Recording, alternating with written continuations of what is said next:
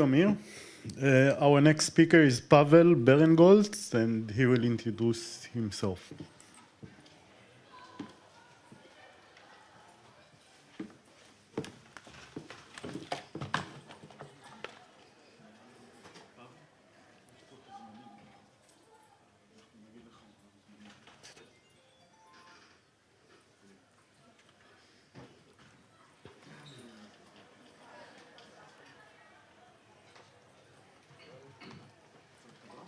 No, sorry.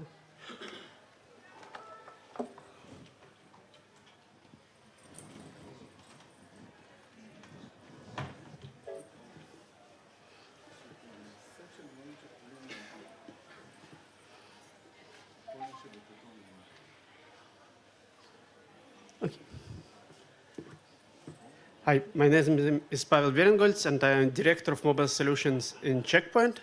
I'm working in security area for 15 years. Before that, I worked in DLP, Safent company. I was VP R&D. Later, I worked in Lacoon Mobile Security that was acquired by Checkpoint. We are developing multiple solutions for our customers to allow them to use mobile devices in secure way. It includes threat prevention, connectivity like VPN, etc., and secure containers, mail, contacts, etc., and other applications. Mobile world is differ from PC world. Some attack vectors is more popular in mobile than in PC. Some even doesn't exist.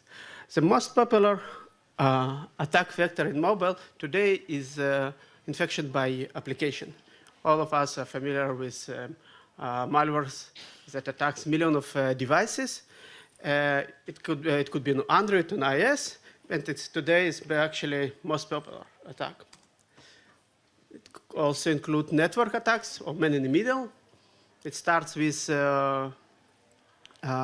infrastructure attacks like ICMP spoofing, R poisoning, rogue access points, and continue with SSL attacks like SSL stripping or SSL inspection. The third vector is OS X exploits. We talk about jailbreak, routing, remote exploits. Most of the time, it will be finished by installing malicious applications that will run with root privileges, but it's a different attack vector. Those are three attack vectors that we saw during the last 10 years in mobile, and were very popular. But recently, we started to see more and more two other attack vectors. The first one is very known from PC world, is a phishing. And the last one is SS7. So I will dive into those two attack vectors to discuss why they're so powerful and why they become so popular in mobile. So today, more than half SMS messages more than half of SMS spam messages in US is actually phishing attacks. Okay, so why it's so popular to attack to attack using SMS phishing? Because it's a very small device. There is no anti-spam, anti-phishing products in our carriers. And it's very easy to convince people that it is the right site. So we can see here the real attack. It occurred in Australia. PayPal service looked legit. Most of people don't know that this string is in full control of SMS sender. Tiny URL is also very popular for most, even for legit services. So most of people will click on this URL and to be redirected to what they think PayPal service. So in this case, it's not too sophisticated attacks. That's why you can see that the link is not real PayPal. But today, more and more attacks use very nice techniques because we talk about very small area. So what they do is, in this case, it could be paypal.com ____, and then only the regional domain. So for all of us, it will look like paypal.com. The suffix of the domain is hidden, so there is no way to see that it's not the real PayPal domain. Some of the people will, actually it looks like the original PayPal site, mobile site, so some people will enter their credentials, credit cards, and at the end, most likely it will be redirected to the original PayPal site, so you won't know that we talk about phishing attack. We talk about millions of people that actually fall under this and other attacks. So it's today we see more and more such attacks in the wild. Okay. So what about SS7? How many people here know about SS7 protocol? Okay. So, but for those that are not familiar with SS7, we talk about protocols that connect carriers, both mobile and regular telephonic carriers around the world. So we talk about, just in mobile, 7 billion mobile phones and 800 telcos that are using SS7 protocols. Why this protocol is so important? This protocol allows us to route phone calls from one device to another for roaming and call forwarding. This protocol is used for more, 10 years and more by government agencies. And as always happens to government technology, very quickly it becomes also used by malicious hackers. So why it's so powerful? It allows you to intercept both calls and SMS and to get user location, no matter where you actually resides. So I can attack remotely any device around the world. So let's start with the real attack that occurred in Europe at the beginning of this year. Hundreds of thousands of users were victims of these attacks. Most of banks in Europe requires two-factor authentication to log into bank account. So it's more complicated to, it's not enough to have username and password. You also need SMS, the access to SMS.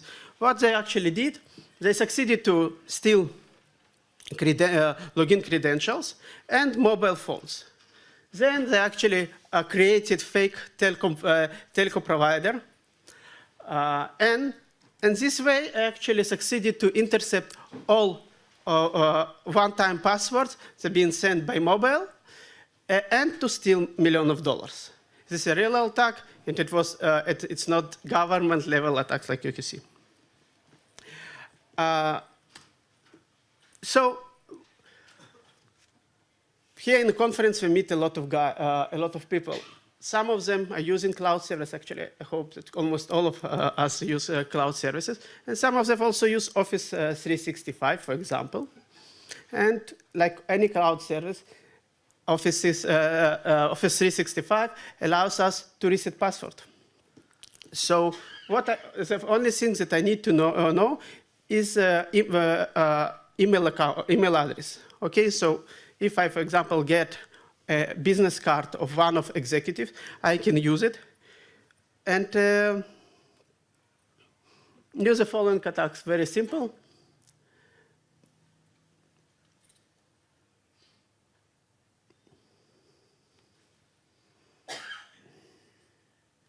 So, like I said, I just need the email address. I use reset password. There is a way, even if I don't know the phone number, most likely on a business card there is also a phone number, so it's nice. It's excellent way to do. So you can see here, in this case, even you can see the phone number, so I can be sure that it's the right one. And here you can see the console to attack server, and you can see that we can actually intercept incoming SMS. And from this point, it's very easy to actually get access to this email, and game over. Practically, I can see all emails. I can send, if it's, for example, executive, I can look for all emails and ask my the CFO to transfer money to somebody else. I can, if it's, for example, before publication of quarter reports, I can see probably this report, etc. So I have full access to email account. But it's not just Office 365. We talk about Dropbox, we talk about Box, we talk about Salesforce, we talk about a lot of sensitive information that can be accessed by, can be attacked in this way. Again, so just by using the option to intercept SMS messages, incoming SMS messages, I succeeded to intercept, to bypass two-factor authentication and to use reset password attack to get full access on my victim email. The last demo that I want to use to present you is actually call tapping. So just a moment. I will use this nice attack server, and I will use mobile device of my friend Yuval. So I just will. So I know his phone number. Again, it's the only one, the only thing that I need to know, and I will call him. Yeah. Okay.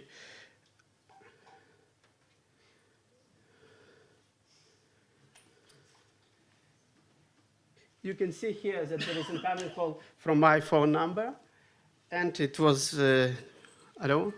Okay. Now let's say I'm an important person. Yoval, how are you? Hi. Everybody has your phone number. So, Run it again because. you forgot to, okay.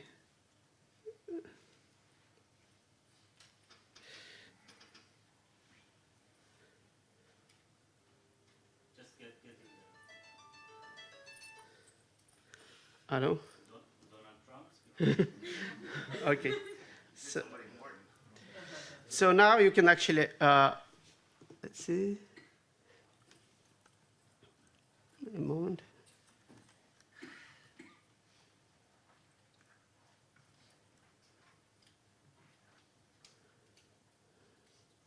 That was previous call. So, as always, it doesn't work on the first time.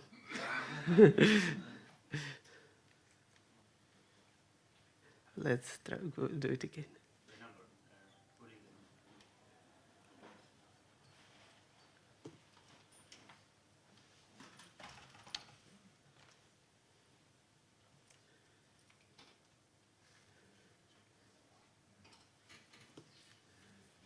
Okay.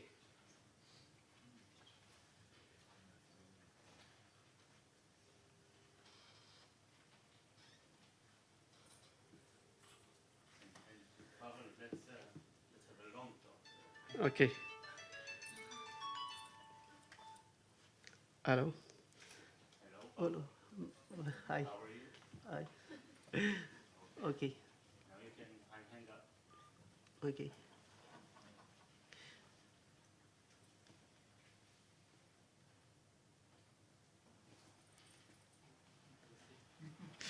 It doesn't work. Maybe.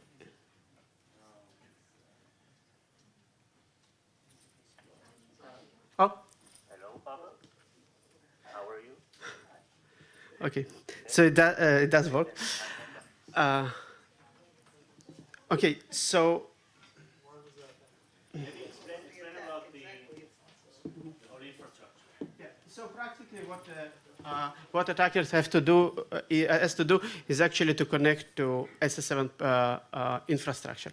It can be done either by connecting to, I don't know, some carrier in third world in Africa or Asia, or by simply paying to somebody to connect you to existing carrier. So once you have access to SS7 infrastructure, practically you can send messages because there is no real authentication on this network. The assumption was that this protocol connects carriers, so there is no need for real authentication. So I can request phone calls to be redirected to attacker, and you won't see even notification about it. So from this point, actually any incoming calls, any SMS messages, everything goes through this attacking server. And this way, for example, like we presented, you can do call interception, you can do SMS interception, or even request exact location of victim device. So it's not just theoretical attacks. We started to saw these attacks in financial world and also in industrial espionage. That's all. Thank you very much.